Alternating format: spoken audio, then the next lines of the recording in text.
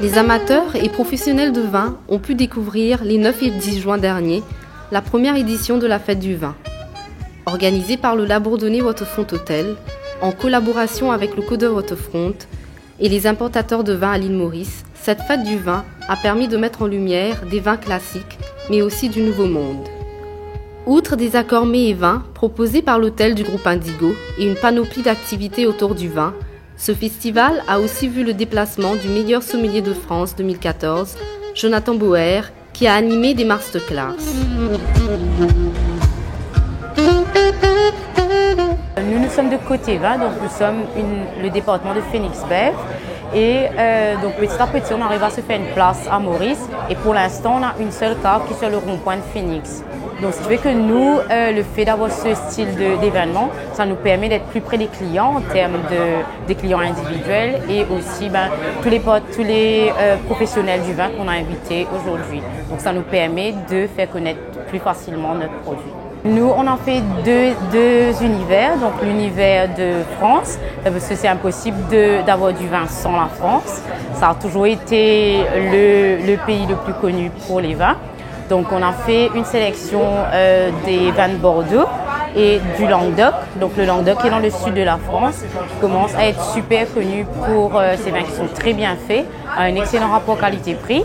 Le deuxième univers qu'on a fait, c'est un univers un peu découvert. Donc dedans, on a des produits, un produit par exemple un mousseux, mais qui se boit avec des glaçons. Donc qui n'est pas encore bien connu à Maurice, ça s'appelle la méthode piscine. Et après, on a d'autres produits qui sont un peu différents, comme par exemple, on travaille avec un domaine d'Afrique du Sud qui s'appelle le domaine La Vierge. Et aujourd'hui, on présente un rouge qui s'appelle La Vierge Nymphomane.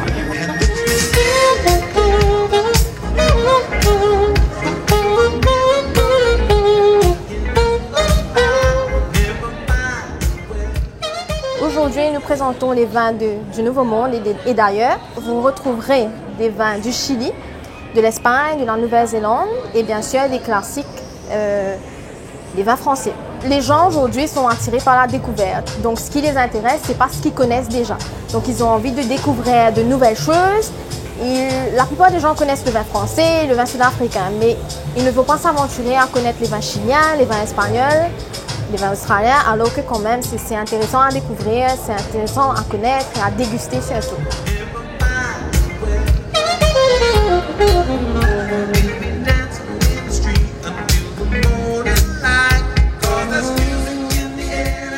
La première édition de la Fête du Vin est une très belle opportunité pour l'équipe de Nicolas, puisque c'est la première manifestation locale que nous faisons. Avec notre équipe, on est vraiment là pour tenir notre promesse, qui est un vin pour chaque personne. On a fait une sélection diverse autour du monde. Donc on a des vins d'Afrique du Sud, puisque le Mauricien aime beaucoup les vins d'Afrique du Sud. On a des vins de France, puisque nous sommes une franchise française. Et nous avons aussi des vins d'Italie en dégustation aujourd'hui. Le marché mauricien est un marché très mature. Aujourd'hui, on se rend compte qu'on a beaucoup d'amateurs de vin qui veulent apprendre de plus en plus. Donc c'est un marché qui nous demande beaucoup de challenges. Donc c'est pour ça qu'il faut arriver avec une entité sérieuse, une entité qualitative. Et c'est pour ça qu'on est là avec Nicolas.